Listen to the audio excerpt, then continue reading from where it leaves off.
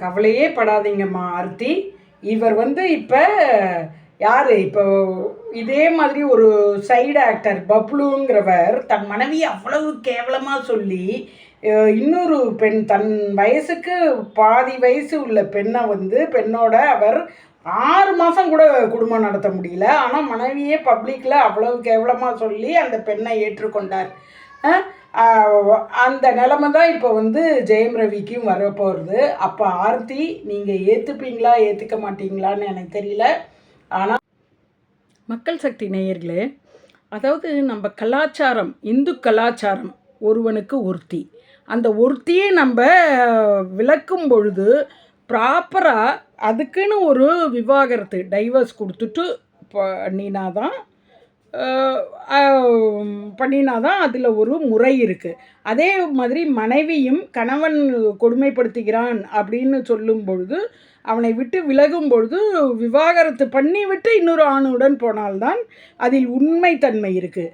நீ விவாகரத்துக்கு கொடுக்கறதுக்கு முன்னாடியே இன்னொரு ஆணோ இன்னொரு பெண்ணோ உன் கைப்பக்கம் வைத்து கொண்டு அவன் கொடுமை அவள் கொடுமைன்னு சொல்கிறது ஏதோ உன்னுடைய தவற்றை தான் அங்கே சுட்டி காட்டுறதுன்னு நான் நினைக்கிறேன். அது மாதிரி இங்கு ஒருத்தர் பண்ணியிருக்கார். அவரை பற்றி தான் இந்த வீடியோவில் பேச போகிறேன்.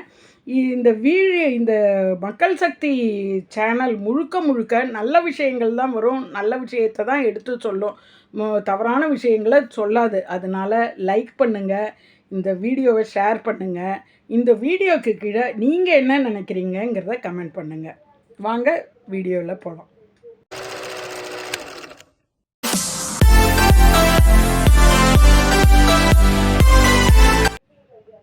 மக்கள் வணக்கம், மக்கள் சக்தி நேயர்களே.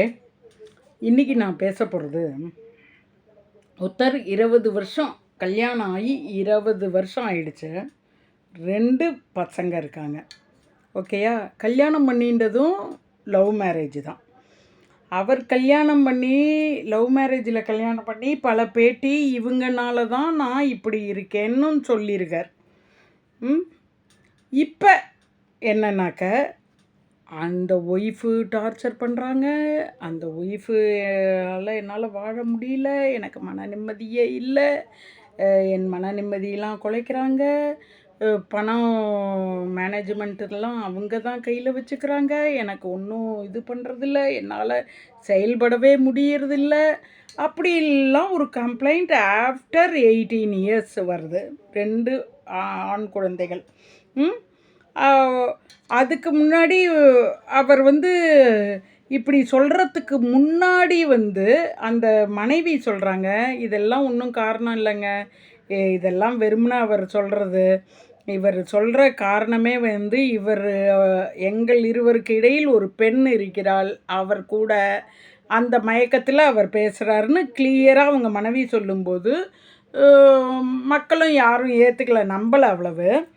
ஆனால் ஒரு பெரிய கல்யாணத்துக்கு வராங்க, ஒரு பெரிய நடிகர் அவர் கல்யாணத்துக்கு வரும்போது அவங்க மனைவி சொன்னது கரெக்டுன்னு அப்போ தான் மக்கள் அத்தனை பேரும் புரிஞ்சுக்கிறாங்க.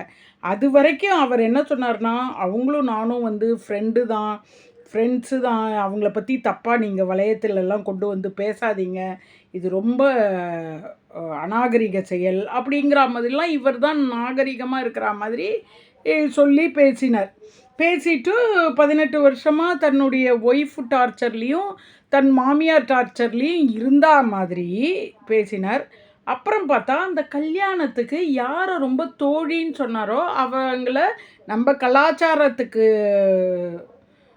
ஏற்றுக்கொள்ளாத மாதிரி கையை பிடிச்சிட்டு கட்டி பிடிச்சிட்டு வர்றார். இது பத்திரிகையாளர்லாம் நல்ல வீடியோவில் பரப்பி விட்டுட்டாங்க. இப்போ அவர் என்னென்னா, இதுக்கு முன்னாடி அவர் டைவர்ஸுக்கு அப்ளை பண்ணிகிட்டு இருக்கும்போது தான் இந்த விஷயங்கள்லாம் நடக்கிறது. டைவர்ஸுக்கு அப்ளை பண்ணியிருக்கார், அந்த டைவர்ஸை அப்ளை பண்ண விடாமல் ஒய்ஃபு தடுத்து இது மாதிரிலாம் கம்ப்ளைண்ட் வைக்கிறாங்க, ஒய்ஃபு மேலே இவர் இப்படி கம்ப்ளைண்ட் வைக்கிறாங்க. ஒய்ஃபோட அம்மா, அப்பா நான் ஒன்றும் நீ சொல்கிற மாதிரி கொடுமைக்கார மாமியார்லாம் கிடையாது, இதெல்லாம் நீ பண்ணியிருக்கேன்னு வரிசையாக அவங்க பாயிண்ட்ஸும் கரெக்டாக தெளிவாக வைக்கிறாங்க. இதில் ஆர்த்தி என்ன சொல்கிறாங்கனாக்க, ஒரு தந்தையாக இருந்து நான் ஆர்த்தின்னு சொல்கிறம்போது உங்களுக்கு தெரிஞ்சிருக்கும். இது நான் பேசுகிறது வந்து ஜெயம் ரவி, ஆர்த்தி தம்பதியர்களை பற்றி.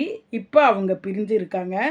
இந்த விஷயம் யாரோ தானே பண்ணுறாங்க, அடுத்த குடும்பத்தில் நமக்கு என்ன கேள்வி, அப்படி எதுக்கு அதுக்கு ஒரு வீடியோ அப்படின்னு இருக்கலாம். இவ்வளோ நாள் வீடியோ போடாத காரணம் அது அவங்க குடும்ப விஷயம்னு நினச்சதுனால தான்.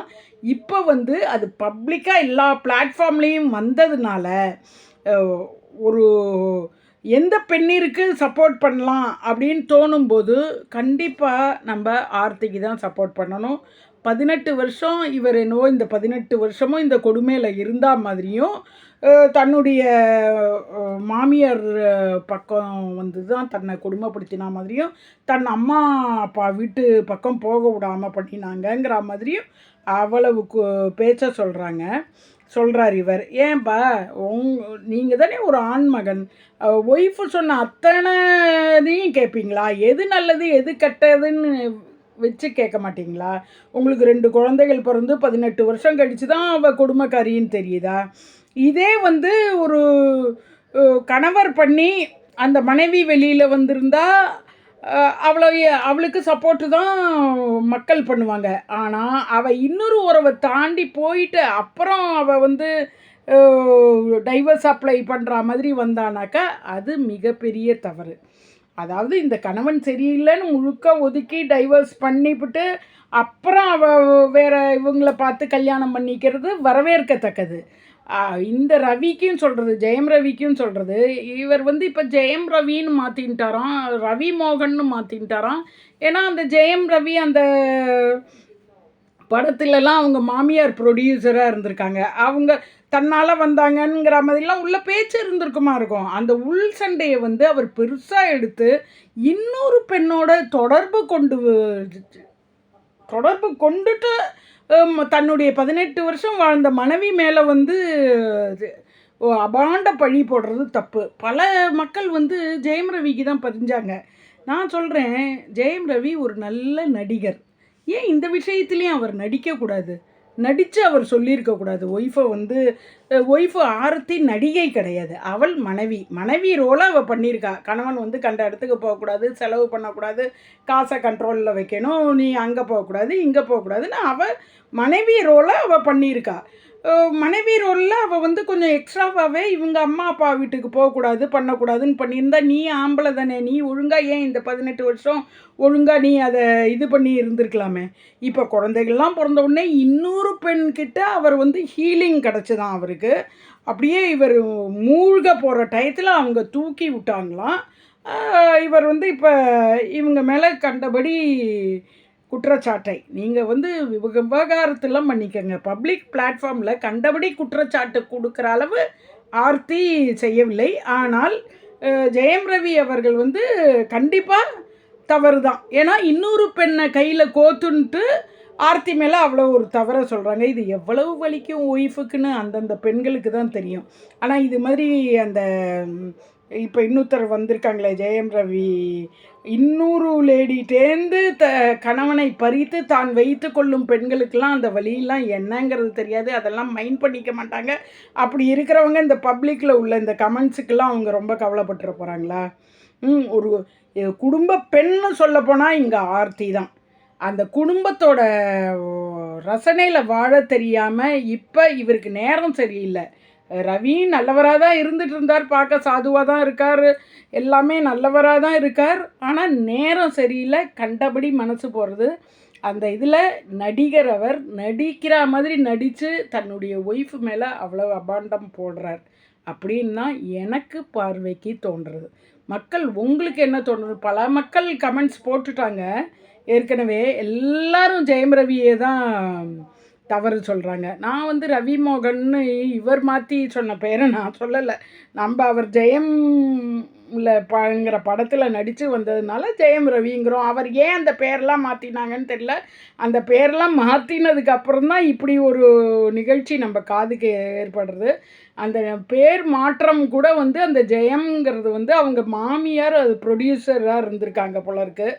அந்த படத்தில் இப்போ நடித்து அவர் பேர் வந்ததுனால அவங்க சொல்லியிருக்கலாம், சொல்ல தானே சொல்லுவாங்க. கண்டாபடி இவங்க பண்ணும்போது, ஏய் என்னால் தான்டா உனக்கு பேர் வந்ததுன்னு சொல்லியிருப்பாங்க. அதனால இந்த பேரை மாற்றிருப்பார்.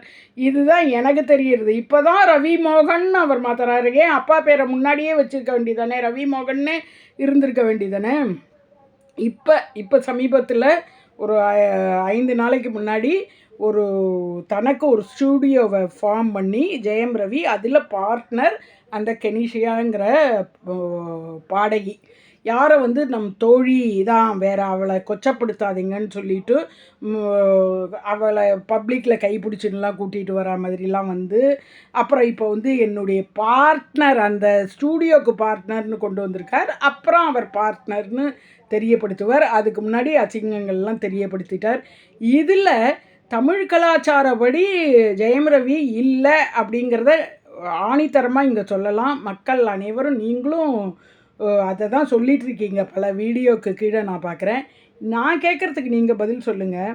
ஒரு ஆண் இப்படி தவறு செய்யும் பொழுது இன்னொரு பெண்ணை வச்சுட்டு அவர் வந்து அப்புறம் அவளை பற்றி முதல் மனைவியை பற்றி குறை கூறி அவளுக்கு விவாகரத்துக்கு கொடுக்குற அவருக்கு என்ன பேர் சொல்கிறீங்க? ஒரு பெண் அது மாதிரி இன்னொரு ஆணோட உறவு கொண்டு இருந்து தன்னுடைய குழந்தைகளை மதிக்காமல் போய் விவாகரத்து கொடுக்கறத வந்து லேட்டாக இது மாதிரி கணவன் மேல் பழியை சொல்லி கொடுக்கும்பொழுது அவளுக்கு வேறு என்னென்னலாம் பேர் வருது. அம்மாவுக்கு உள்ள பேரெல்லாம் வச்சு கூப்பிடுறாங்க. இப்போ இவரை எப்படி கூப்பிடலாம்? இப்போ வந்து இவ அம்மாவும் ஒத்துக்கொண்டா மாதிரி இந்த ஸ்டூடியோவில் அவங்க அம்மாவும் வராங்க, எல்லோரும் வராங்க. குடும்பம் ஒத்துக்கட்டும், பண்ணட்டும். ஆனால் முறைப்படி நீ விவாகரத்து வாங்கினியா? அதுக்குள்ளேயும் இவ்வளவு பண்ணி தோழிங்கிற மாதிரி அது வரைக்கும் சொல்லிவிட்டு, இதே உன் மனைவி சொல்லியிருந்தாள், அவள் மேலே இந்த குற்றச்சாட்டை உன்னால் வைக்க முடியலையே, இன்னொரு ஆணோட இருந்தாங்கிற குற்றச்சாட்டை வைக்க முடியலையே, கணவனை கொடுமைப்படுத்தினாள் அப்படின்னு சொல்கிறேன். அவள் சொல்கிறதெல்லாம் குடும்பத்தில் பண்ணுற மனைவிகள் செய்கிறத பண்ணியிருக்கா. இங்கே போகாத, அங்கே போகாத, பணத்தை செலவழிக்காத, இங்கே வெயி கண்ட்ரோல் பண்ணியிருக்கா தருதலையாக போகிறவனை. ஆனால் நீ தருதலை தாங்கிறது காட்டுறத இப்போ காட்டி கொண்டு இருக்கிறாய். என்ன பண்ணுறது? இதெல்லாம் என்னுடைய இப்போ உள்ளது ஒரு குழந்தைகளை வைத்து கொண்டு இருக்கிற அந்த மனைவி மேல்தான் பரிதாபம் போகிறது. என்ன தான் அவங்க வந்து கண்ட்ரோலாக இது பண்ணி இருந்தாலும் அதில் தவறு இல்லைன்னு இவர் இப்போ தருதலையாக வந்த பிறகு தோன்றுகிறது. உங்களுக்கு என்ன தோன்றுறதுன்னு மக்களை கீழே வீடியோவில் சொல்லுங்கள், கமெண்ட்டில் சொல்லுங்கள். நன்றி.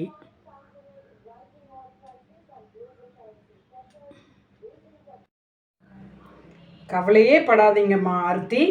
இவர் வந்து இப்போ யார், இப்போ இதே மாதிரி ஒரு சைடு ஆக்டர் பப்ளுங்கிறவர் தன் மனைவி அவ்வளவு கேவலமாக சொல்லி இன்னொரு பெண், தன் வயசுக்கு பாதி வயசு உள்ள பெண்ணோட அவர் 6 மாதம் கூட குடும்பம் நடத்த முடியல. ஆனால் மனைவியே பப்ளிக்கில் அவ்வளவு கேவலமாக சொல்லி அந்த பெண்ணை ஏற்றுக்கொண்டார். அந்த நிலைமை தான் இப்போ வந்து ஜெயம் ரவிக்கும் வரப்போகிறது. அப்போ ஆர்த்தி, நீங்கள் ஏற்றுப்பீங்களா ஏற்றுக்க மாட்டீங்களான்னு எனக்கு தெரியல. ஆனால் பப்ளிக்கோட அட்வைஸ் ஏற்றுக்கக்கூடாது. தனியாக இதே மாதிரி வாழலாம் அப்படின்னு தான் சொல்லணும். அவர் நோகணும். முதல் மனைவி வந்து தவறு இல்லாமல் அவள் குடும்பத்திற்காக பண்ணினாள் என்று யோசிக்காமல் அவள் மேலே கண்டபடி தவற சொல்கிறவர். அதுவும் இன்னொன்று, நான் மனைவியே தான் விவாகரத்து பண்ணேன், குழந்தைகளில் வந்து நான் தந்தையாக தான் இருக்கிறேன்னு ஒரு கதை அதில் வேற விட்டுருக்கார். நீங்கள் வந்து குழந்தைக்காவது தந்தையாக இருங்கள்னு சொன்னதுக்கு, ஒரு பொறுப்புள்ள தந்தையாக இருங்கள்னு சொன்னதுக்கு, மனைவிட்டே பொறுப்புள்ள மனைவியாக கணவனாக இருக்க முடியவில்லை. இவர் குழந்தைகிட்ட எங்கே பொறுப்புள்ள தந்தையாக இருப்பாருங்கிறதும் தெரியல. இவருடைய பின்னாடி லைஃபு எப்படி இருக்க போகிறதும் தெரியல. அதெல்லாம் நமக்கும் தேவையில்லை.